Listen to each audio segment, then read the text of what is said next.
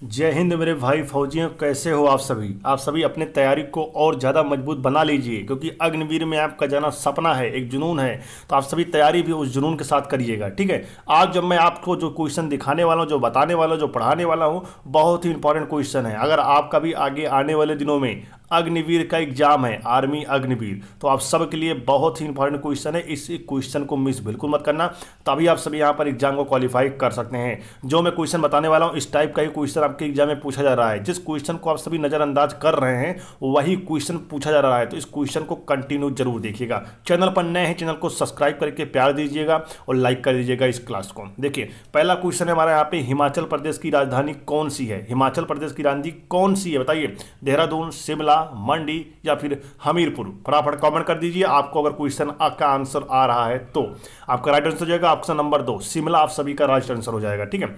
अगला क्या है यहाँ पे, देखिएगा, किस दिन को पूर्ण राजस्व, यहाँ पे बोला जा रहा है किस दिन को पूर्ण स्वराज दिवस, यहाँ बोला जा रहा है स्वतंत्र दिवस, स्वराज दिवस को बोलते हैं, स्वतंत्र दिवस के रूप में मनाया जाता है। फटाफट कमेंट कर दीजिए। चारों ऑप्शन आपको दिया गया है। ऑप्शन नंबर 1 यहाँ पे राइट आंसर है, 26 जनवरी 1930 आप सभी का राइट आंसर है। अगला क्वेश्चन है, प्रथम गोलमेज सम्मेलन 1930 में कहाँ पर हुआ था? गोलमेज सम्मेलन 1930 में हुआ था, ये सबको पता है, लेकिन कहाँ पर हुआ था? मुंबई में, पेरिस में, दिल्ली में या फिर लंदन में? बताइए कहाँ पर हुआ था? आप सभी का लंदन में हुआ था। प्रथम गोलमेज सम्मेलन कहाँ हुआ था? लंदन में हुआ था। राइट आंसर लंदन है।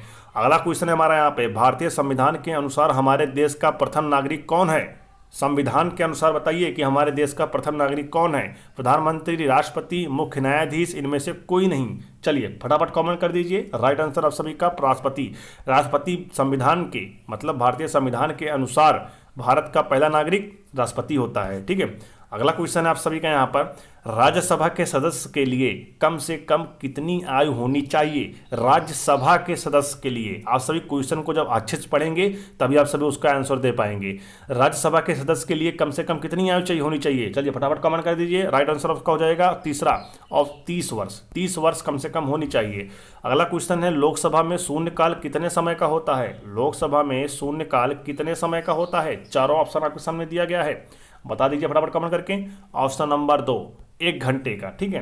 1 घंटा आपका राइट आंसर हो जाएगा। अगला क्वेश्चन है, संयुक्त राष्ट्र संघ की स्थापना कब हुई? संयुक्त राष्ट्र संघ की स्थापना कब हुई? चलिए फटाफट कमेंट कर दीजिए। 24 अक्टूबर 1945, 6 जून 1945, 15 अगस्त 1945 या फिर 15 अगस्त 1948? फटाफट कमेंट कर दीजिए, बताइए कौन सा आपका राइट आंसर रहने वाला है। ऑप्शन नंबर 1 जो बता रहे हैं बिल्कुल राइट है, 24 अक्टूबर 1945 आप सभी का राइट आंसर है। अगला क्वेश्चन क्या है यहाँ पर, संयुक्त राष्ट्र संघ के अस्थायी, बोल रहा है संयुक्त राष्ट्र संघ के अस्थायी सदस्यों की संख्या है, अस्थायी सदस्यों की संख्या कितनी है? चलिए बताइए फटाफट। आप सभी का राइट आंसर हो जाएगा आपका ऑप्शन नंबर 2, 10 संख्या, ठीक है। 10 आपका बिल्कुल राइट आंसर है। अगला क्वेश्चन है आप सभी का यहाँ पर, देखिएगा, बहुत ही इंपॉर्टेंट क्वेश्चन है इस क्लास का। पृथ्वी के दोनों ओर, पृथ्वी की दोनों ओर कौन सी ग्रह है? फटाफट कमेंट कर दीजिए। पृथ्वी के दोनों ओर कौन सी ग्रह है?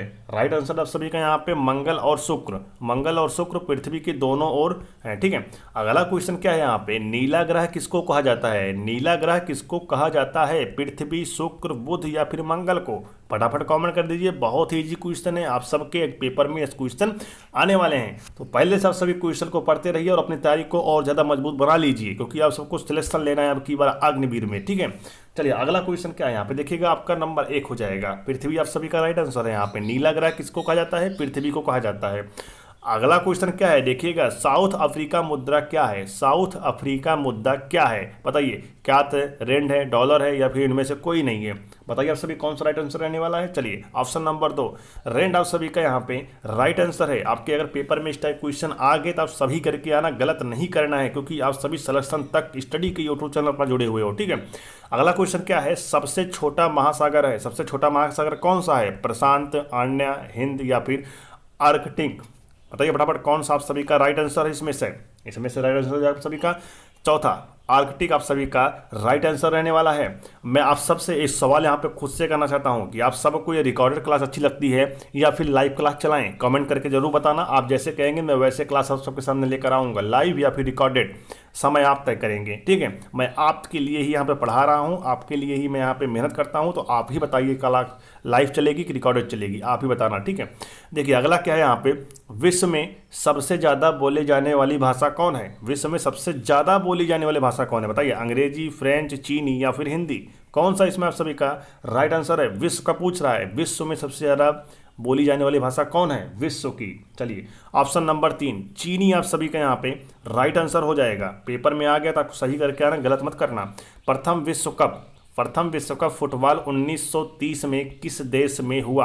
आपको बताना है प्रथम विश्व, मैं पूछ रहा है प्रथम विश्व कप फुटबॉल 1930 में कब किस देश में हुआ? फटाफट कमेंट कर दीजिए कौन सा है आप सभी का राइट आंसर रहने वाला है। चलिए आप सभी का राइट आंसर रहने वाला ऑप्शन नंबर 3 उरुग्वे में। उरुग्वे आप सभी का यहाँ पे राइट आंसर रहने वाला है। अगला क्वेश्चन क्या है देखिएगा, कंप्यूटर की भौतिक बनावट कहलाती है, कंप्यूटर की भौतिक बनावट क्या कहलाती है? फटाफट कमेंट कर दीजिए आप सभी। यहाँ पे आप सभी का राइट आंसर रहने वाला ऑप्शन नंबर 1 हार्डवेयर। कंप्यूटर की भौतिक बनावट क्या कहलाती है? हार्डवेयर। हार्डवेयर आप सभी का यहाँ पे बिल्कुल राइट आंसर है। देखिए अब आपका यहाँ पे जीएस शुरू होने वाला है 15 क्वेश्चन, ठीक है। तो इंपॉर्टेंट क्वेश्चन है, क्वेश्चन को आप सभी बहुत अच्छे से पढ़िएगा ताकि आपको एक बार में याद हो जाए, ठीक है। अगला क्वेश्चन क्या है आपका, गति के दर में परिवर्तन को कहते हैं? फटाफट कमेंट कर दीजिए मेरे दोस्त। गति के दर में परिवर्तन को कहलाते हैं, कहलाते हैं मेरे दोस्त, कुछ मिस्टेक हो गया टाइप करने में। आप बताइए त्वरण है, चाल है, शक्ति है या फिर इनमें से कोई नहीं? तो आप सभी का राइट आंसर है आप सभी का यहाँ पे ऑप्शन नंबर 1 त्वरण।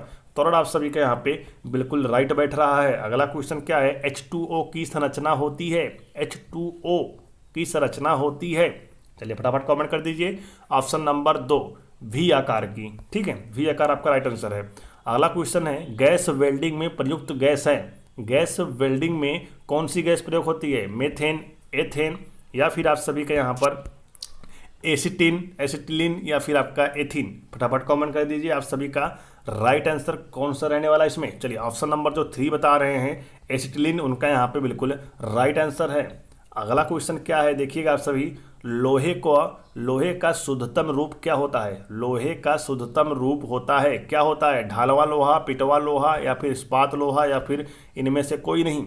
चलिए आप सभी का राइट आंसर है ऑप्शन नंबर 2 पिटवा लोहा। पिटवा लोहा शुद्धतम रूप से होता है, ठीक है। अगला क्वेश्चन क्या है यहाँ पे, डीएनए संरचना की खोज किसने की? डीएनए संरचना की खोज की थी, किसने की थी? चारों ऑप्शन दिया गया है, फटाफट कमेंट कर दीजिए किसने की थी भाई, फटाफट बता दीजिए। Option number 2 Watson and Crick, ठीक है। यहाँ पे डीएनए संरचना की खोज किसने की थी? वाटसन एंड क्रिक आप सभी का राइट आंसर है। आपके पेपर में अगर आ गया क्वेश्चन तो आप सही कर देना, ठीक है।